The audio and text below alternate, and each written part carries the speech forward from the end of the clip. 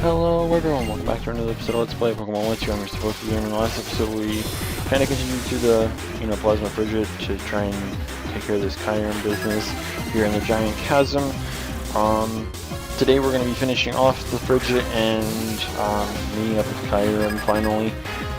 Honestly, I didn't expect to get everything that we do get in this episode, packed into, less than 15 minutes in this episode, but we managed to do it, so there'll be that.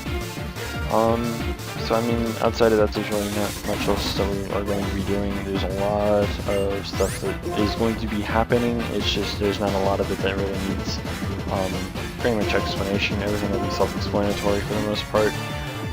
By the way, this Excelgor is a pain in the ass. No matter what you send out, it's got a move called Me First. So it'll literally just take whatever move you're going to use against it and use it before you. So, but the thing is that it doesn't work on status moves. Like, you could use Roost, you could use Sword Stance, stuff like that. So yeah, it's an overall kind of an interesting move, honestly, but it probably isn't on anything that's relevant, so it's probably a move that doesn't need to play anyways. But yeah. So after we're done with him, we have two very big fights coming up. One of them happens to be a cheater, and not much you can really do about that. So, I mean, there's that as well, but whatever. Something that I want to kind of bring up now, like that my friend kind of mentioned it before. Believe it or not, it's probably going to be more ideal to get the Wii U version of Smash Brothers. And the reason why I say this is because sometime next year, Japan is getting that new 3DS. Now, why is this relevant, and why does this make the Wii U, better than, and the thing is, a lot of people probably already have a Wii U, and a lot of people already have a regular 3DS, whether it be the 3DS or the 3DS XL or LL, whatever you want to call it. The thing is, the new 3DS comes with a little joystick on it, so if you're playing it with one of the older 3DSs and you're playing against a Japanese player or whatever, and the new 3DS is already out in Japan, excuse me, my throat's acting up because of the heat. If they have one of those new 3DSs, they have that little circle pad for the X, Y, A, B buttons, kind of like the C stick for the GameCube controllers, which is obviously popular in the Smash Brothers community when it comes to competitive, Smash. So, I mean, a lot of people might find it unfair. So, I mean, I don't know. I don't know how much of a difference it'll really make exactly, because one, the game's not out yet, and two, neither is the new 3DS. And even then, only Japanese players will have the new 3DS for the time being, because they'll obviously get everything first.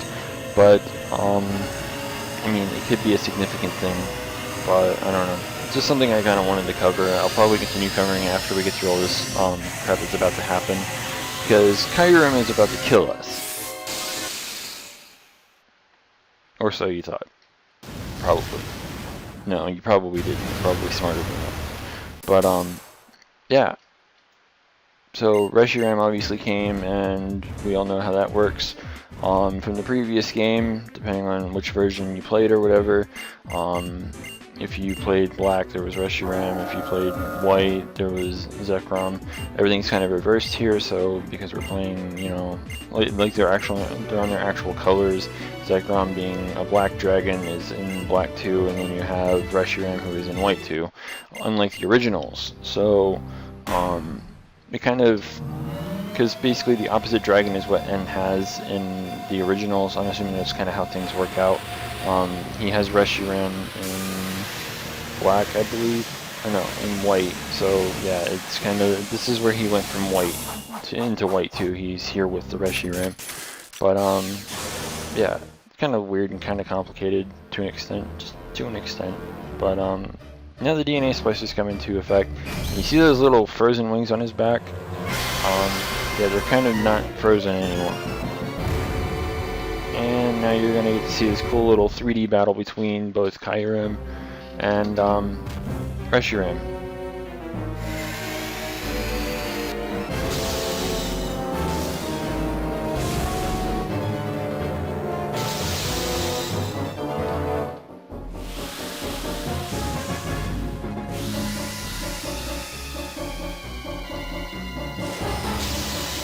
And as you can see, he has a whole bunch of pretty lasers. But, Reshiram tries his best to avoid, but realizes he can't avoid these and ends up getting caught.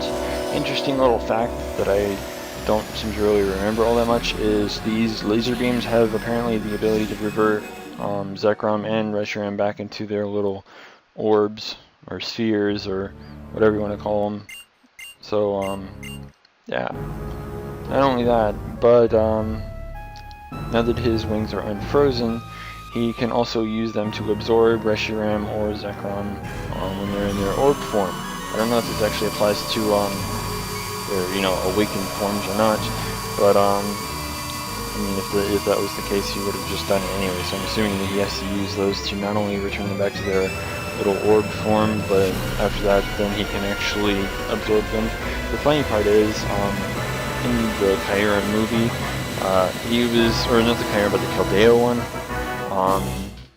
he kind of just freely transformed into black or white Kyurem. I don't understand exactly how that works. I don't even remember if they even said anything about how it even was able to do that freely by itself. So I don't know, it just seems like it was weird and very misguided, but whatever. Anyways, meet my favorite Kyurem form. That would be white Kyurem. I never really liked black Kyurem's design, really. Not to mention that competitively, white Kyurem is significantly better. So yeah. I never believed that Pokemon could fuse together. Okay. You keep telling yourself that.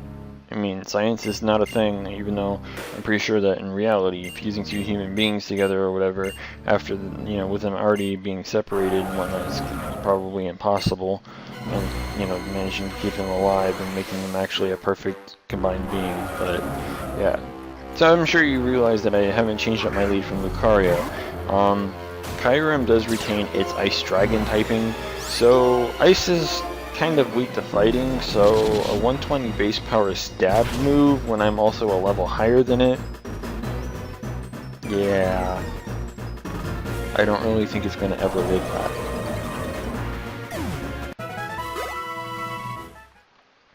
But whatever, free experience, I guess. As a result of kicking White Kyurem's ass, both Kyurem and Reshiram become separated from one another, and Reshiram is reunited with N, whereas Kyurem kind of dips, so that way he's not caught by Team Plasma again. However, because we pissed him off, Getsis decides he wants to battle us. Yay! Now, remember how I said there's a cheater? Well, yeah, he's kind of a cheater, and we'll find out why, I think, towards the end of this battle. So he's going to be leading a Kofa-Grigus, which also kind of gave me a little bit of a problem here, because Lucario's fighting obviously Ghost is immune to its fighting moves, and the only other attacking move I have happens to be Ice Punch. I also didn't want to risk Lucario being burned, because I'm going to need Lucario for one of those Pokemon later down the line in this battle, and I don't want to get burned having its attack stat dropped, etc. Skarmory was a bad choice here, but at the same time, it's also a Ghost type, and it does carry the Shadow Ball, and I didn't want to just directly switch into Espeon and take a crap load of damage for nothing. So I decided to go with Skarmory because it does have Night Slash, has that high critical hit ratio, etc. But it does very minimal damage, so I mean, I can't really complain. I mean, it does a decent amount of damage, but the thing is this Kofa-Grigus also packs Leftovers and Protect, which, by the way, it does manage to get off more than one Protect in a row, which is annoying as hell. I believe it happens right now, actually. I can't remember, but I decided to go for the Iron Head. Yeah, there's the second Protect. So, yeah, I went for the Iron Head just to try and get some stab damage off on it, but, yeah. Like, as you'll see, it doesn't do enough. It does, I think, maybe a little bit more than Night Slash, maybe a little less. So, obviously I need to get the hell out. And because it used Shadow Ball, it's pretty obvious what it's going to use now. It's going to use Protect to try and get some lefties recovers. So, we're going to go into Espeon because Free Switch is free. And we all know that he's obviously going to use Protect again because it's going to fail. And, so, I mean, we're going to end up using Shadow Ball anyways. Actually, I don't think he uses it again. Yeah, he only used it for once. So, I think he did that because he thought he might be able to just kill me with Shadow Ball if he managed to connect, but I don't know. I could have sworn that I feel like he protected there when I recorded this, but whatever. This was a bit risky on my part. I forgot that Electron's got Flamethrower. I wanted to hit it as hard as I could, and with something that's obviously faster. So I went for the close combat here, forgetting that not only does Electros have the ability to use Flamethrower, but I also get my defensive drops. I'm honestly surprised that this did not kill me. And ironically, he does have full restore, and I happen to have Drain Punch, which is very useful here, because not only am I forcing him to use his healing item now, I'm also going to be able to use Drain Punch and get some of that life back that I lost because of it living. And because of the damage I do with Drain Punch, 2 Drain Punch is enough to kill this thing. So, I mean, it's not that big a deal.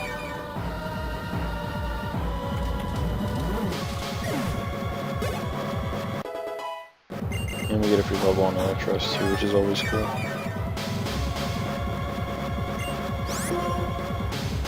And then comes Seismitoad. Hooray!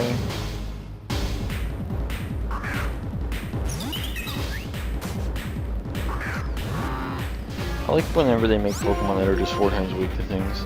But I also kind of find it annoying whenever they make a Pokemon that's not 4 times weak to something, 4 times weak to something by introducing a new type to the game. Which is always fun. So in comes Drapion because it's obviously a dark poison type, and it can either A, scare me out, or B, kick my ass.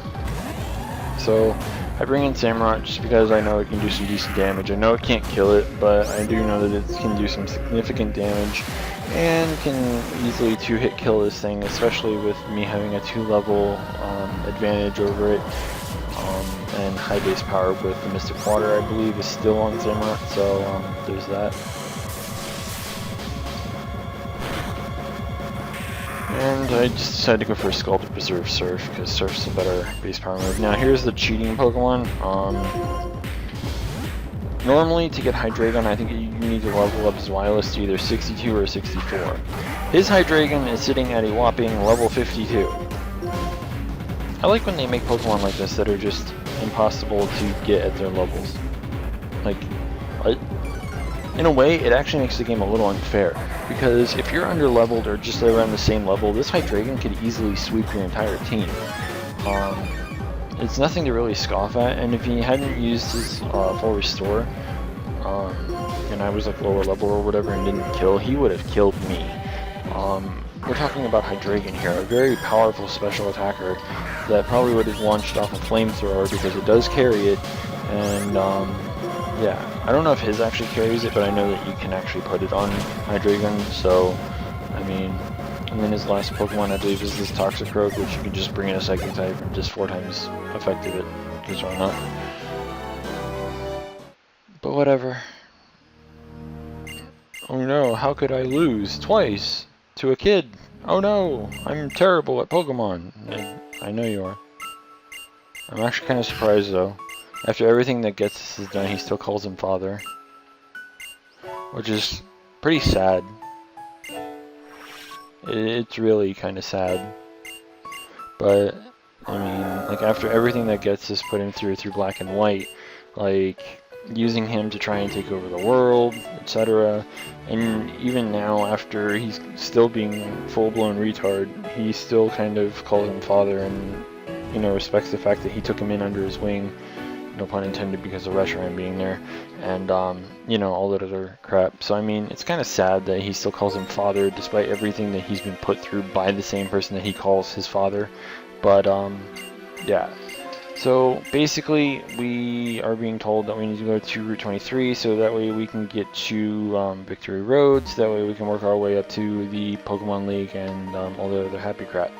So, guess what we're going to be doing in the next episode? We will be trying to go through Route 23. Hopefully we can get started on Victory Road, and that'll be about that, because I don't know how far we'll actually be able to get into it. But yeah, so if you haven't already, don't forget to rate, comment, subscribe, and until next time, this is the PokeGamer signing out.